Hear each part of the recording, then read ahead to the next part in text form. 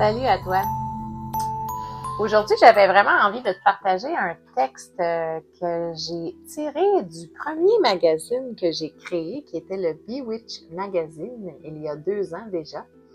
Et en fait, j'avais envie de te partager un article sur Samhain, qui est le sabbat, qu'on appelle aussi le Nouvel An des sorcières, qui à l'époque a été écrit par une ancienne collaboratrice, Janie Bélanger, pour ne pas te la nommer. Alors, installe-toi confortablement. Aujourd'hui, je te fais la lecture. Le Samhain, qui se prononce en réalité Samhain, est à la fin de l'année celtique qui correspond à la nuit du 31 octobre, le dernier jour de l'année Wiccan. Dans la mythologie celtique, 2 saisons rythment l'année, la saison claire et la saison sombre.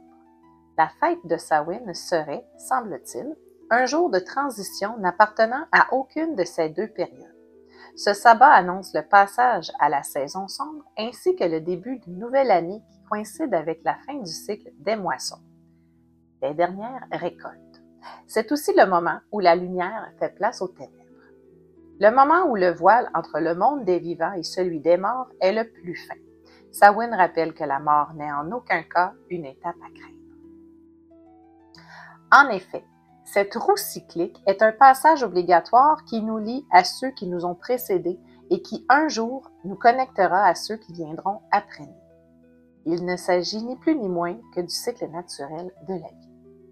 La fête de Halloween, contraction de All Hallows Eve, qui signifie la veille de tous les saints, correspond au jour précédent la Toussaint. Durant cette journée, nous célébrons nos morts en leur rendant hommage par le biais de rituels sacrés. À travers Halloween, l'esprit de Samhain a transmis à notre génération une connexion fluide entre les 2 mondes. Samhain, une fête qui respire la spiritualité.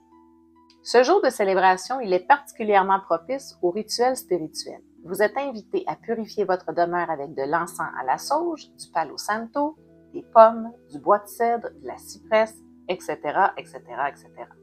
Allumez une bougie et explorez votre âme à l'aide de votre jeu spirituel favori, que ce soit carte de tarot, pendule, lecture dans les feuilles de thé, etc.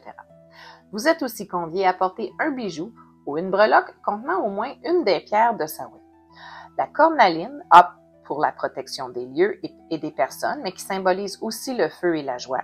La labradorite pour ses vertus de protection, l'obsidienne pour la positivité et l'introspection. Enfin, en complément d'un rituel dont je vais vous faire la lecture, pour bien terminer la purification ainsi que pour vous protéger des énergies malveillantes, passez un petit coup de balai avec du sel creusé dans une courge, par exemple une citrouille, et placez-y une bougie. Pensez à laisser une assiette remplie d'offrandes aux morts.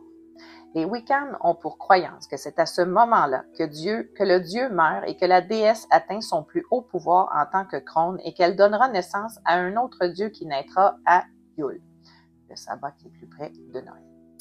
C'est pour cette raison que le cycle recommence, car si le fossé entre le monde est le plus mince, c'est aussi l'une des nuits les plus puissantes pour faire de la magie. L'accent est mis sur la célébration de nos morts, mais prenez aussi le temps de vous rapprocher des personnes qui vous sont chères et qui sont encore en vie. Bon Samhain et bonne célébration.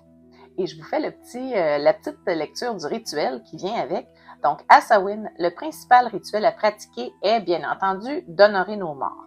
Dans la tradition de la Toussaint, il est coutume de fleurir les tombes de nos disparus. Il est aussi possible de créer un autel à leur mémoire. Dans un endroit calme, réunissez tous les souvenirs qui vous font penser à la personne à laquelle vous désirez rendre hommage. Déposez-y des herbes purificatrices, des cristaux, du sel. N'oubliez pas d'y inclure ce que la nature de l'automne a à offrir.